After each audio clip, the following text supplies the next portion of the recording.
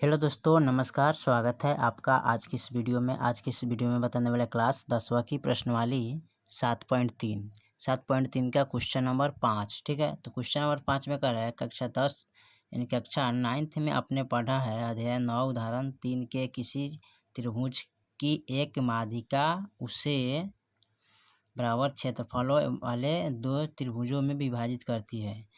उस त्रिभुज ABC के लिए इस परिणाम का सत्यापन कीजिए जिसका शीर्ष ए का बिंदु 4, -6 है, बी का 3, -2 है, सी का 5, 2 है। ठीक है, तो चलिए इसको हल कर लेते हैं।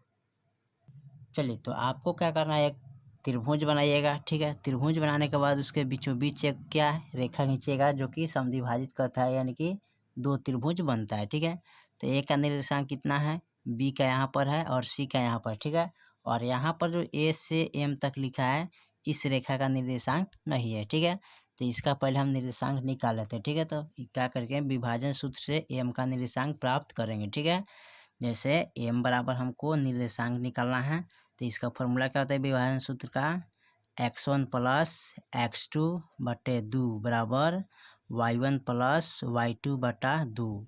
अब इसको मान लीजिए x1 x2 y1 y2। ठीक है, तो m बराबर x1 का मान कितना है 3, तो 3 लिखेंगे, प्लस x2 का मान कितना है 5, तो 5 लिखेंगे, बटा 2 बराबर y1 के मान कितना है -2 प्लस y2 का मान कितना है 2 बटा 2। m बराबर, अब इसको जोड़ेंगे, 5 3 कितना होता है 8 बटा 2। अब 2 चौका 8 कट गया।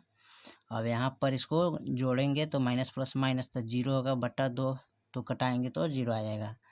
तो यहाँ पर m का निर्देशांक फाइनल कितना गया 4, 0। तो यहाँ पर लिख लेंगे m का निर्देशांक 4, 0।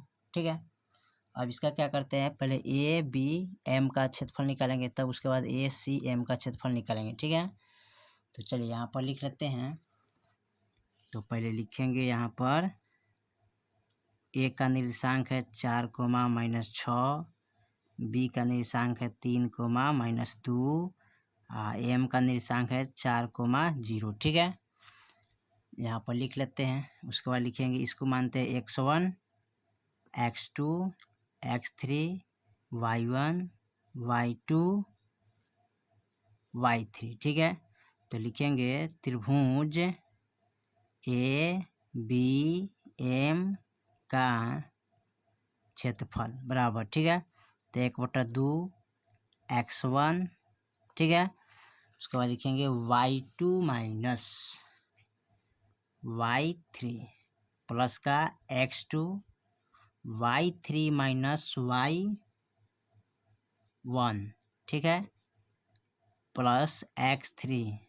उसके बाद लिखेंगे y1 माइनस y2 कोष्ट बंद। ठीक है, चलिए अब इसी फार्मूला पर इसको रखेंगे।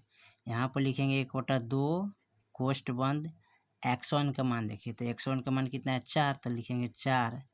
y2 का मान देखिए, तो y2 का मान -2 है, तो -2 लिखेंगे, फिर माइनस y3 का मान देखिए, तो y3 का मान कितना है 0, तो यहाँ पर रखेंगे कितना 0 रखेंगे। ठीक है, तो यहाँ पर रखेंगे 0।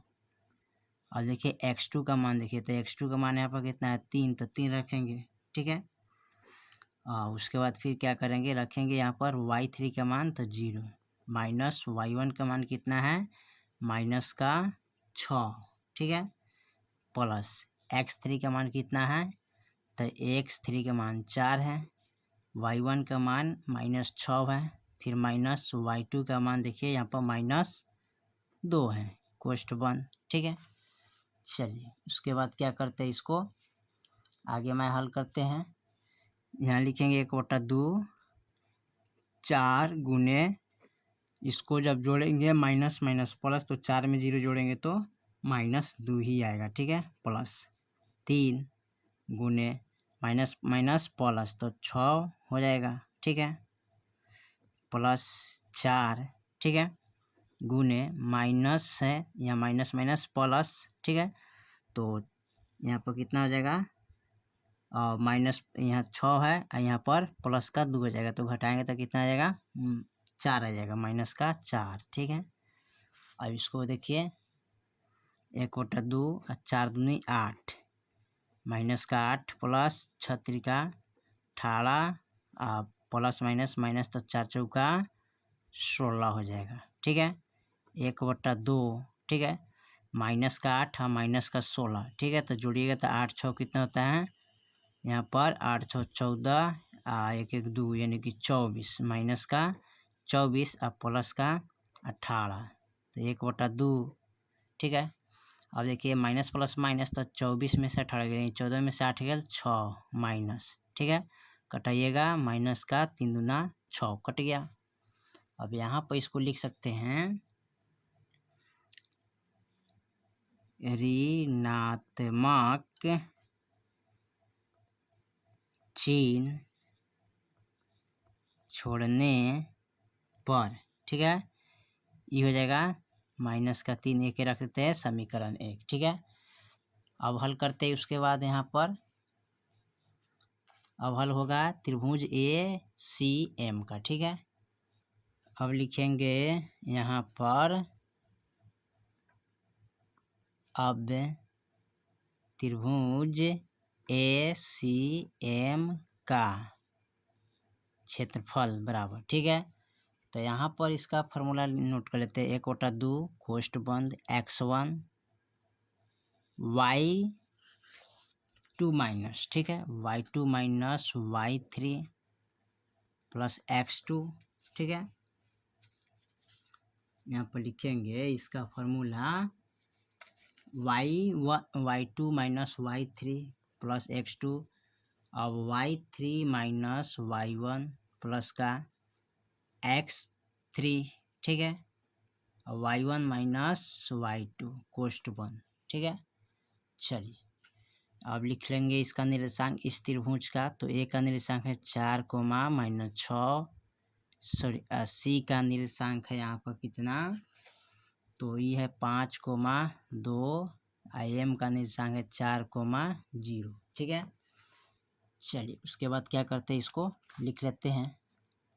इसको मानेंगे x1 x2 x3 y1 y2 y3। ठीक है, अब चलिए यहाँ पर रखेंगे 1 बटा 2, ठीक है, कोष्ठ यहाँ से रखते हैं 1 बटा 2 कोष्ठ x1 का मान देखिए, तो x1 का मान 4 है तो 4 रखेंगे, ठीक है, कोष्ठ।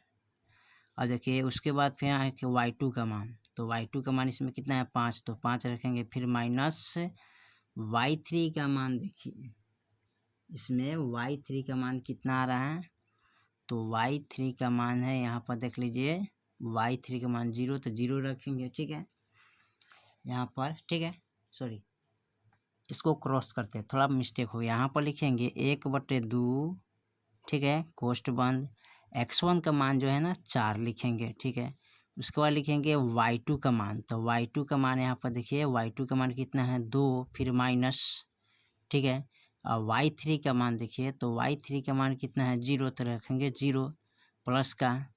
अब x2 का मान देखिए, तो यहाँ पर x2 का मान देख लीजिए, यहाँ पर x1 x2 का मान 5 है तो 5 रखेंगे, फिर लिखेंगे y3 का मान, ठीक है, तो y3 का मान 0 है तो 0 रखेंगे, फिर माइनस y1 का मान कितना है यहाँ पर, y1 का मान माइनस का 6 है तो माइनस का 6 रखेंगे। ठीक है, प्लस का x3 का मान कितना है इसमें, तो x3 का मान 4 है तो 4 रखेंगे। ठीक है, उसके बाद क्या करते हैं, यहाँ पर y1 का मान कितना है माइनस का 6, तो माइनस का 6, फिर माइनस y2 का मान देख लीजिए, तो y2 का मान 2 है तो 2 रखेंगे, फिर कोष्ठ बंद। ठीक है, चलिए उसके बाद लिखेंगे 1 बटा 2 4 गुने यहाँ पर लिखेंगे 2 प्लस का 5 गुने यहाँ पर लिखेंगे 6 प्लस का यहाँ पर लिखेंगे 4 गुने माइनस का 4 हो जाएगा, माइनस प्लस यानी 6 यानी कि 8 हो जाएगा यहाँ पर। ठीक है, कितना हो जाएगा 8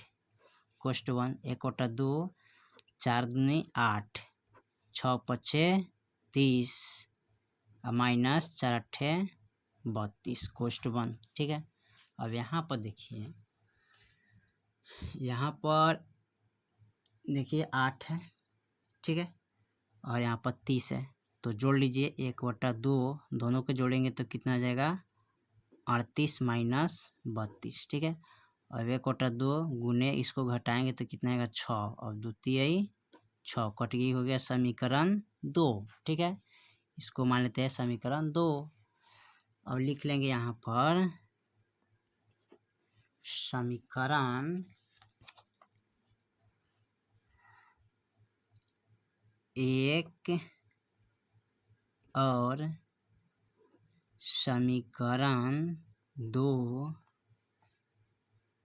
से हम कह सकते हैं कि त्रिभुज ए बी एम का क्षेत्रफल बराबर त्रिभुज ए सी एम का क्षेत्रफल बराबर है, ठीक है। यानी कि लिखेंगे बराबर है, ठीक है। इस प्रकार माध्यिका त्रिभुज के दो बराबर क्षेत्रफल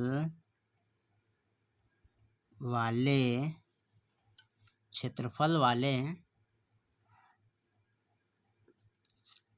त्रिभुज में बांटती है, ठीक है। यही आपका फाइनल आंसर हो जाएगा, ठीक है। चलिए, तो यहाँ पर हमने क्वेश्चन नंबर 5 को कंप्लीट कर दिए। फिर मिलते हैं अगले वीडियो में, तब तक के लिए जय हिंद जय भारत।